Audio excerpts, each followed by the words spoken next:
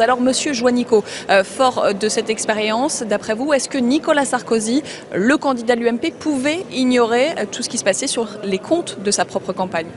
Ça paraît peu probable, parce que vous savez que le compte de campagne, qui va être remis à la Commission nationale des comptes de campagne et de financement de la vie politique, il est signé par le candidat lui-même.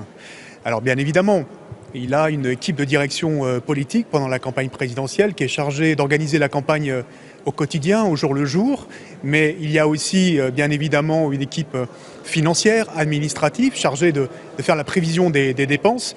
Mais dans une équipe de campagne, chaque semaine, chaque jour, je dirais, il y a un point qui est fait. PS. Oui, il y a un point qui est fait entre l'échelon politique d'un côté et l'échelon financier qui est chargé de veiller à ce qu'on ne dépasse pas le plafond des dépenses électorales à l'issue du second tour.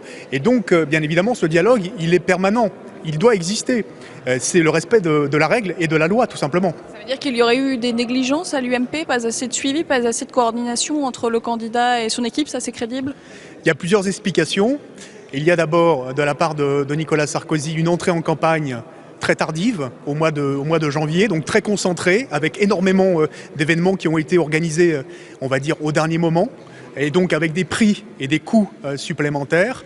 Sans doute aussi une imprévision dans la façon de programmer ces événements tout au long des mois de campagne qui ont augmenté les coûts. Et puis sans doute qu'il y a eu au sein de l'équipe de Nicolas Sarkozy le fait que la direction politique n'a pas su à un moment donné, ou la direction financière n'a pas su dire à Nicolas Sarkozy « Stop, nous allons à la catastrophe, nous allons dépasser le plafond des dépenses de campagne. Il ne faut pas demander à ce que les événements soient des grands meetings, soient des événements qui soient trop coûteux. » Et donc il y a une négligence, c'est plus que de l'amateurisme, là c'est vraiment de la compétence. Parce que quand on est à 10 millions de dépassements, on était déjà à 1,6 million pour le motif de rejet du compte de campagne par le Conseil constitutionnel l'an dernier. Mais là, il apparaîtrait, si c'est confirmé par la justice, que ce soit 10 millions d'euros, c'est-à-dire 50% au-delà du plafond, c'est proprement incompréhensible. Ça veut dire vraiment qu'il y a eu un défaut de communication et une négligence très forte sur le plan politique, parce que là, on allait très vraisemblablement